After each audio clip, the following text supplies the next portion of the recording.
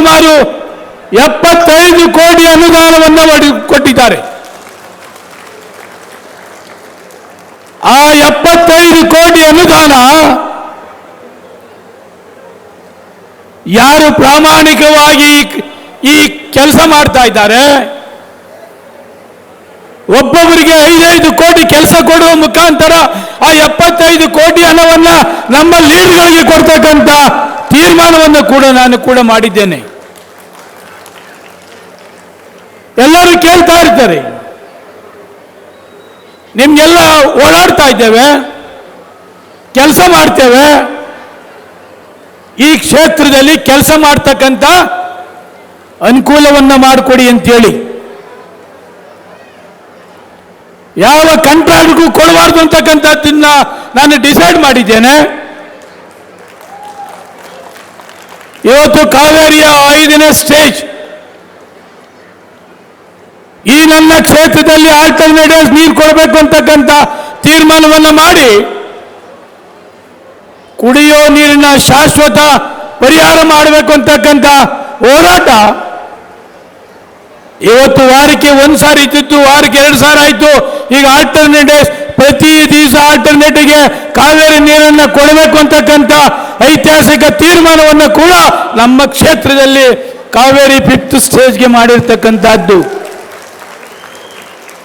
2017ರಲ್ಲಿ ಆ ಸ್ಕೀಮ್ನ ಪ್ರಾರಂಭವನ್ನು ಮಾಡಿದೆ 210 ಹಳ್ಳಿಗೆ. 2023ರಲ್ಲಿ ಆ ಪ್ರಾಜೆಕ್ಟ್ ಲೋಕಾರ್ಪಣೆ ಆಗಿದೆ.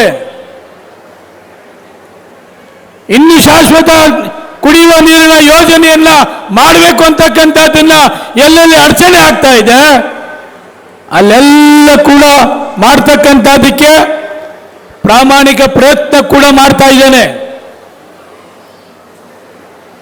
ನಿನ್ನೆ ರಾತ್ರಿ ನಮ್ಮ ಲೀಡರ್ಗಳು ರಾಬಿನ್ ಥಿಯೇಟರ್ ರಸ್ತೆ ಡಾಂಬರೀಕರಣ ಮಾಡಿದ್ದಾರೆ. ಕೊಂಗಟ್ಟ ರೋಡು ಕೂಡ ಡಾಂಬರೀಕರಣ ಆಗ್ತದೆ. ಇನ್ನು 10-15 ದಿವಸದಲ್ಲಿ ನಾಗದೇವನಹಳ್ಳಿ ಎಂಟೈರ್ ರಸ್ತೆ ಡಾಂಬರೀಕರಣ ಆಗ್ತದೆ. ಕೆಂಗಲ್ ಹನುಮಂತೇವ ಡಾಂಬರೀಕರಣ ಆಗ್ತದೆ. ಉಳ್ಳಾಳ್ ಕ್ಯಾಂಪ್ ಡಾಂಬರೀಕರಣ ಆಗ್ತದೆ.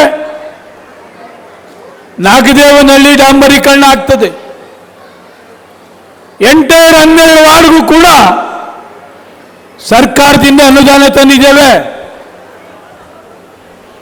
ಕೆಲವರೆಲ್ಲ ಕೇಳ್ತಾರೆ,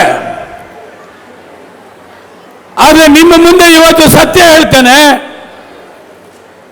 ಚುನಾವಣೆ ಯಾವುದೇ ಆಗಬಹುದು, ಪಕ್ಷ ಯಾವುದೇ ಆಗಬಹುದು, ಈ ಕ್ಷೇತ್ರದ ಜನತೆ 4 ಸಾರಿ ನನ್ನನ್ನು ಆಯ್ಕೆ ಮಾಡಿದ್ದಾರೆ. 4 ಸಾರಿ ಆಯ್ಕೆ ಮಾಡಿದ ಮೇಲೆ ನಿಮ್ಮ ಋಣ ನನ್ನ ಮೇಲಿದೆ. ನಿಮ್ಮ ಋಣ ತೀರಿಸ್ತಕ್ಕಂಥ ಕೆಲಸವನ್ನ ಈ ಸರ್ಕಾರದ ಜೊತೆಯಲ್ಲಿ ಹೋಗ್ತೇನೆ, ಮಾಡ್ತೇನೆ. ನಾನೇನು ರಾತ್ರಿ ಹೊತ್ತು ಯಾರ ಮನೆ ಬಾಗಿಲಿಗೂ ಹೋಗೋದಿಲ್ಲ ಕೇಳಲಿಕ್ಕೆ.